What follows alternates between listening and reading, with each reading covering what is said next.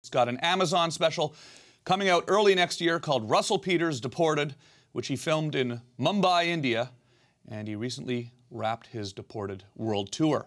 Welcome. Well, hello, Tommy. Yeah, we know each other. We know each other for a long time. We've done this kind of thing before. Yeah, I've been watching, you know, growing up in Canada, you watched Tom on local cable access back then. The public access. Yeah, there was Cable Channel 10. Yep. Cable 10 in Toronto. Yeah, we Cable 22 in Ottawa. But was it 22 in Ottawa? I remember when Rogers Cable 10 in Toronto picked up my show from Rogers 22 in Ottawa. It was like 94. I thought I'd made it. 93, 94. I was on TV in Toronto. It was your post-rap career. Yeah, yeah. It was your post-rap career. I thought maybe Russell Peters might even be watching. I was like, we're on in Toronto. You know, I met you so many times back then, you never cared. Well, no. You were, but you've always been, I think if somebody doesn't actually know you, like haven't met you a couple of times, they don't realize you're sort of aloof, but it's not like you're unaware. Really? Is that really true, you think so? This is how I see you, as aloof but not unaware. It could be social anxiety. It could be. Maybe I just have a hard I think time. we didn't diagnose back then. Yeah, yeah. Now we have names for all these things. Because you are into hip-hop. Yes. You're a hip-hop DJ. I am. Toronto is essentially, arguably, the ground zero for hip-hop now. In Canada. With Drake being from there, maybe for the world, right? Sure, it could be. Yeah. There's definitely something happening. Yeah. Do you ever talk about your rap career in here? Because it was actually, he was in a group, so you guys know. Tom was in a group called Organized Rhyme. Yeah. They had a song called Check the OR, where I think they sampled the SOS Band. Yeah, it was Curtis Blow the Brakes. Oh, it was the Brakes, yeah. Right. Curtis Blow the Brakes. Yeah. And it was actually a really good song. Yeah. And that's maybe why we knew each other in Toronto then, because of the hip-hop connection. And then, yeah, one of my security guys is in your music video for that, being your security guy. But enough about me. It's never enough about you, Tom. You have this global success with your stand-up comedy. How did that happen?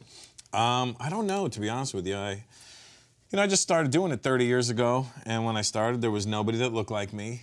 I was the first Indian guy, and I wasn't trying to be like the first anything. I just happened to be, you know what I mean? And I wasn't even trying to be the Indian guy. I was just trying to be a comic. And you know, in '89 when I started, a lot of the older comics, I say older, they must have been in their 20s. You know what I mean? Right, right. Maybe 30s, you know. But these guys were real bitter and pissed off about everything. Yeah. You know, they were mad that the comedy boom in the '80s was kind of coming to it was slowing down a little bit. So all I would hear about is, you don't know what it's like, kid. We used to fly in private jets and do coke off hookers. And I'm like, I don't know about that world, dude. Yeah. I'm just trying to make people laugh. That's all I cared. That wasn't the goal for you. It was never, I didn't even know about that world. I didn't know anybody in the entertainment business. As I'm sure neither did you growing up. No, I mean, having seen your parents my entire life on, you know, TV, knowing how normal they were, that the juxtaposition of you versus them was crazy. I was a fan of comedy. I remember seeing you doing stand-up. You were one of the first Canadian stand-ups I would see on TV. You know, I think the Comedy Now show. Yeah, my first special was '95. Yeah. It was comics. And then your YouTube video. Yeah. That you did not upload. I did not upload that. Exploded on YouTube. Yeah, well, what happened was about a year before YouTube started, somebody had taken the special and chopped it up into like Italian, Indian, Jamaican, Chinese, like all the bits I was doing at the time, and they were emailing it to people. That's how, you know, the file sharing world back then, it was like, oh, check out this comedian I emailed you, then you'd have to download it and it would take you a day. Yeah. And whatever the case may be, that's what started it. And then in July of 2004, June of 2005, YouTube started, and somebody dumped the entire thing on YouTube. I still, to this day, do not know how to upload to YouTube. Yeah, really. Yeah. But that's interesting, though. Someone else did it for you. Yes. And that really kind of exploded your career in some ways, right? Yeah. Blew it up in a major worldwide way. Right. Do you ever find out who it was that uploaded it? I think it's almost an impossibility to figure out who did that. You might owe him some money or something like that. I owe him something. Yeah. Him or her, whoever it was, I owe them something. So you just finished your Deported World Tour. Yes. And how'd that go? Amazing. You know, we started in Australia, then we went through Asia, the Middle East, India, Europe. We did it all, really. I mean, the only place we didn't hit was South America. So when you go to all these countries, is there a difference in the way people perceive comedy in the Middle East versus India? Well, yeah, I mean, Asia and the Middle East, I was basically their first introduction to stand-up. Yeah. hence why I'm so popular there. So they never watched it. They never really knew about stand-up comedy because it's such an American thing. And then when they saw somebody that looked like them or someone that they could relate to, they were like, ooh, what is this? Oh, that's funny. He's talking about us. But really, if you break it down, I'm talking about everybody. I mean, you know, everybody thinks that their nationality is the only one that does this certain thing. But once you do it in every place, you all find out that everybody does the exact same thing, you know. Right, right. So in India now, is comedy becoming a thing? There's a boom there right now. Yeah. There's, I think comedy is maybe at max 10 years old there now. You shot your Amazon special in Mumbai, right? I did, yeah. And why did you decide to do that? Well, it being my 30th year, I wanted to commemorate the 30 years by paying respect to the place where I've made a lot of jokes about. Yeah. I wanted them to know that everything I've said about them is out of love. And that's why I wanted to show them, like, this is how much you mean to me. I'm willing to share this milestone. I want us to share this milestone together. You're known for doing a lot of accents. I've done one or two. Yeah. Is there an accent that you have been unable to master? I think Scottish has always been a tough one for me. Is there a culture that you refuse to poke fun at? There's really nobody I refuse to poke fun at. It's a question of, has it crossed my path? I don't really go out of my way to do this. It's just kind of like the way my life intersects with people, and then as these things happen, like, you know, I never been to Romania. I didn't know any Romanians really growing up, but then I met this one lady at my daughter's school who was Romanian, and she was talking to me, and she told me, like, her brother got into trouble when he moved to America because the Romanian way of saying, yes, I will do it, is yao fuck, or fuck yao. And so he was on a construction site, and she was there, and they were like, hey, I need you to pass me this hammer. And he said, fuck yo. And he got fired because he thought this guy thought he was like, but really he was just saying, yes, I'll do it. So when you're sort of exploring these different cultural, you know, ideas, is this just something that you find in the world, or are you kind of looking? Yeah, you just hear things that make you laugh. And now people volunteer things to me. They're like, hey, by the way, did you know in our language, blah, blah, blah is blah, blah, blah? And then I'm like, oh, that's pretty funny. I'll see if I can figure that out. Yeah. I have to make sure it connects with me, and it's not just something I'm saying for the sake of saying it.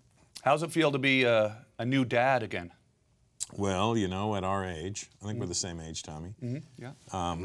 You know, this isn't what I expected to happen at this age, but I mean, he's a beautiful kid. I can't complain at all. Are you getting? Is it a source of material for stand-up? Not yet, I don't think. I think I need a little bit of distance from things. It's never like an immediate thing that happens for me where it's like, oh, I need to write this down right away. It's like, I'll see if it's still funny in a couple of months. So your next special isn't going to be about, you know? No, I think that's kind of, it's okay, but it's not like it's not, for me, it's not exciting. I don't look at myself, I'm not a fan of myself, but at the same time, I can look at myself from a fan's perspective and go, what would you think of that? Nah, that's not what you want to hear from me.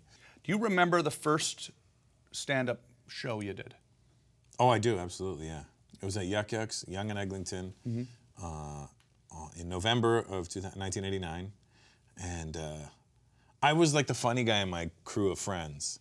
And, you know, I remember one night, I think it might have been in September, a couple months before that, I stood on my friend's bumper outside of a nightclub because I hadn't turned 19 yet, so I couldn't get in the clubs yet. So we would rely on if they checked ID or not. And I couldn't get in that night. So I stood on my friend's bumper of his car, and I just made fun of people in the parking lot. Right.